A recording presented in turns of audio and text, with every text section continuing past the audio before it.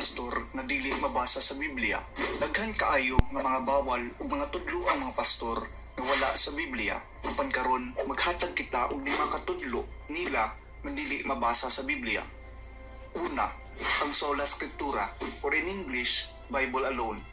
Mao ang doktrina sa mga pastor nga wala gayud gitudlo sa Biblia. Ang sola scriptura mao ang pag-isip sa Biblia nga maoray dapat nga final authority sa isa ka doktrina. Bisan ang Biblia wala nagtudlo nga dapat Biblia lang ang basihan sa tanang pagtulunan. Kaya ang Biblia nagsugo hinuon nato nga bugunit sa balaang tradisyon nga gikan sa mga apostoles. Anaa sa 1 Corinthians chapter 11 verse 2. Ug sa in English, I praise you for remembering me in everything and for holding to the traditions just as I passed them unto you. Ug sa Binisaya pa, nagidayeg ti ka sa paghinumdum kanako niining tanan ug sa paghawid sa tradisyon nga ako gipasa nimo. Klaro kayo, dili ra Biblia ang dapat tuuhan, apil pud ang tradisyon lagikan sa mga apostoles. Ikaduha, dili pabunyag sa bata.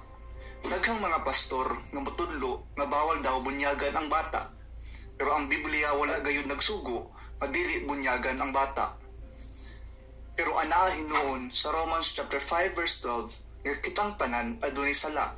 Ug i-connect nato sa 1 Peter chapter 3 verse 21 nga ang bunyag kay makaluwas nato gikan sa sala. Maong dapat jud bunyagan ang bata para maluwas sila. Ikatulo, dili pagampo para sa mga patay. Isug kaayo ang mga pastor nga buwali nga dapat dili daw magampo para sa mga patay.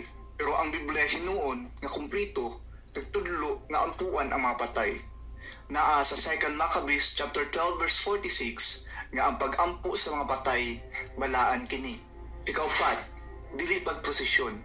Kung magprosesyon ang mga Katoliko, ang mga pastor magyaw-yaw sa kilid nganong gaprosesyon kita. Maong ilang itudlo sa ilang mga membro nga dili magprosesyon pero wala sila kahibaw nga naay nagprosesyon sa Biblia.